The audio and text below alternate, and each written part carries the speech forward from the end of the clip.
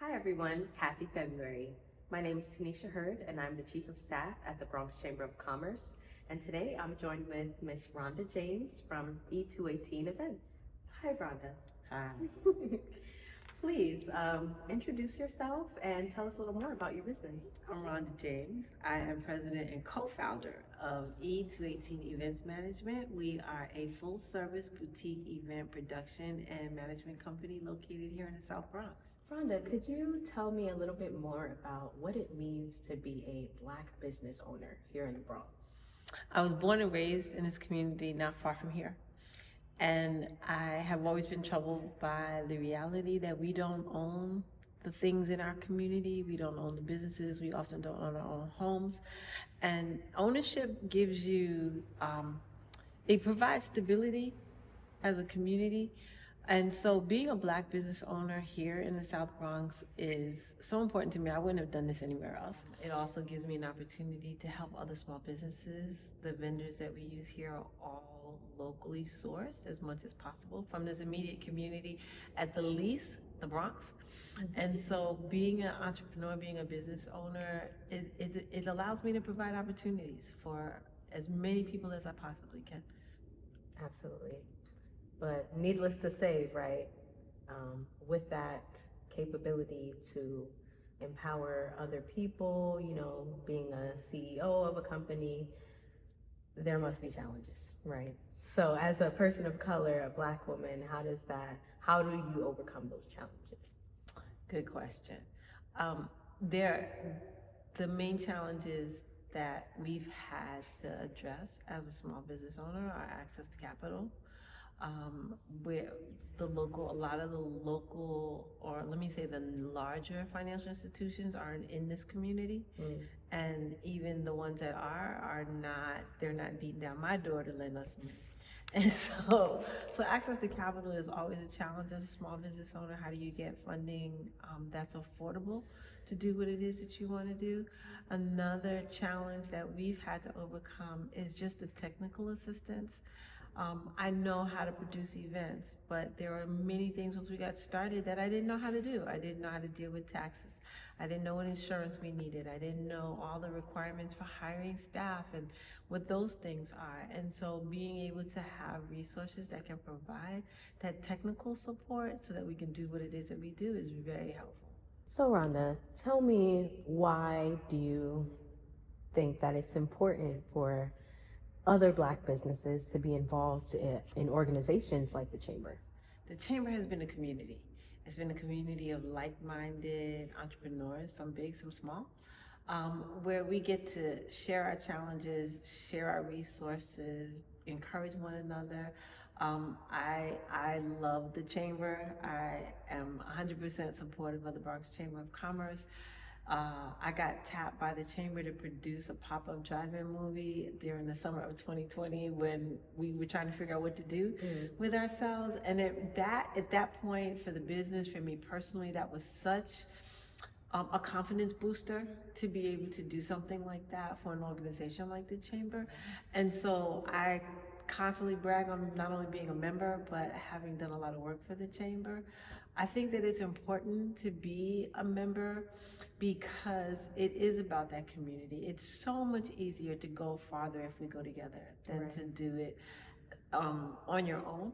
And so the Chamber provides that community for me of business owners who I can find resources with, find vendors with.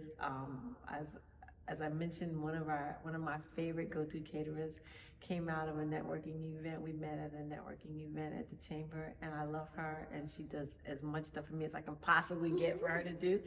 And so I think that there's a lot of resources available for small business owners at the Chamber, but you have to, you get you get out of it what you put into it, right? Like if you come looking to share, looking to help, looking to be involved, there's a lot for you, right? It's not just about finding clients, but it's really about building a community. Right.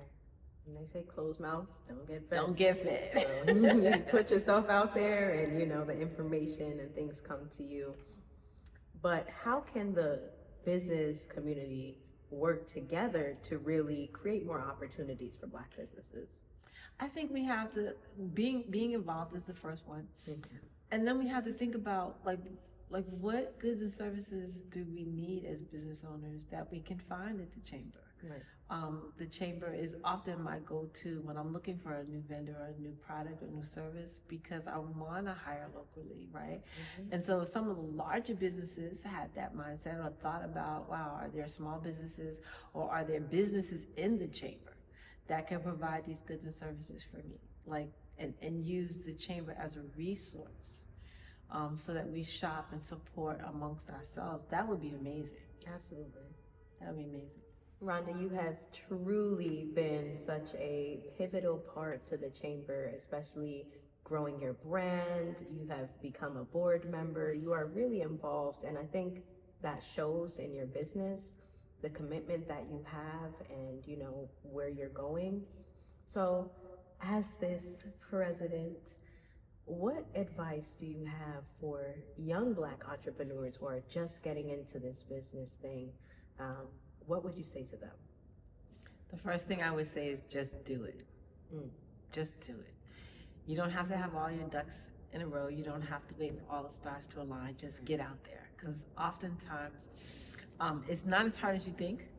And then the second really important piece of advice I would give is, well, there's three. The second one would be flexible, because sometimes you start a thing thinking that you're going to fix this problem, and then when you get in it you find out the problem isn't actually what you thought it was. It's something different. And if you can be flexible and adjust and pivot, you have a greater chance of succeeding.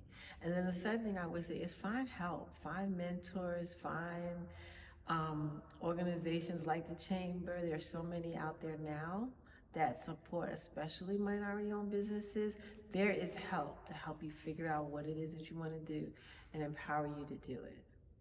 Yeah, I concur. That is definitely great advice. I think people, you know, stop before they even start. And so A lot of times. that's good. So, we're in Black history, we're encouraging young Black entrepreneurs. I'd love to know, what does Black history mean to you personally and professionally? I think Black History Month is a misnomer. Mm.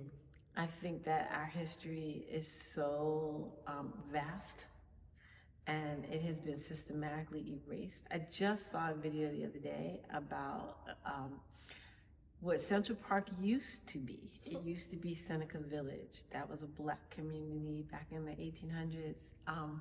And I had no clue. I had no clue.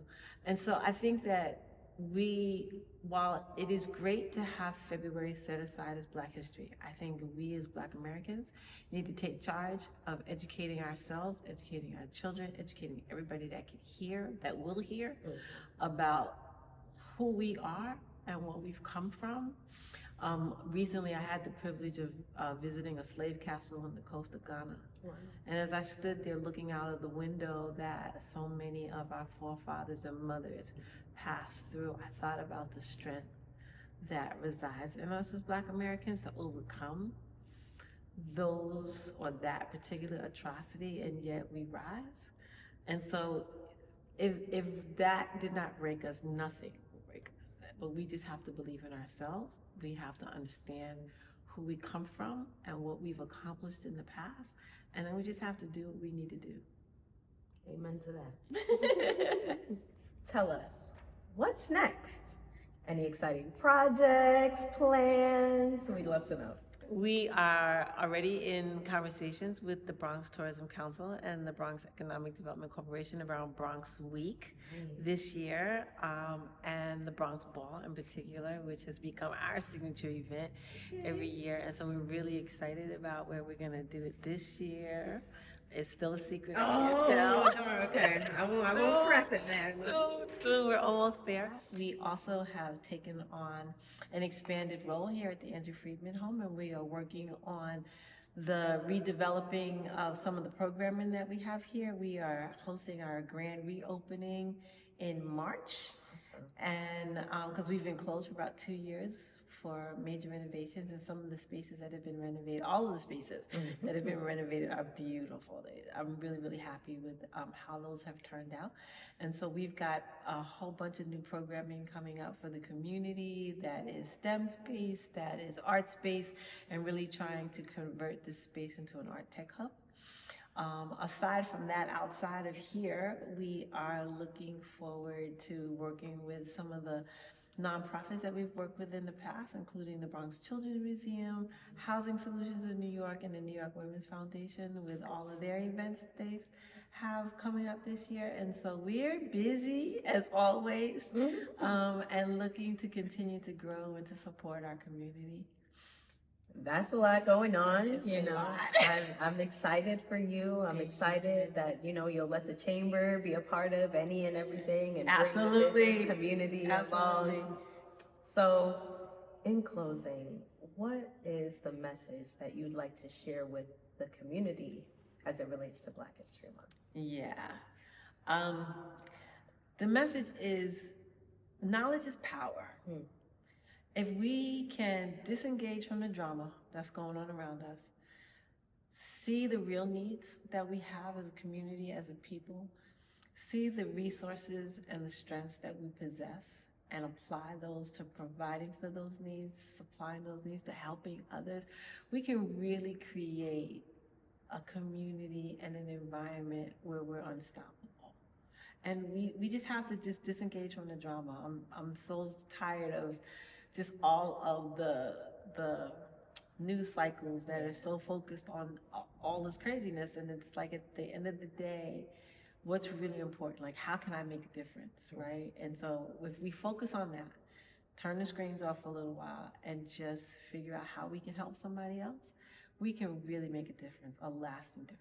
Yeah, absolutely. That's so true. I think we're all caught up sometimes in our phones and news and media that we forget to step back, look at our community, and engage them. So that is awesome advice.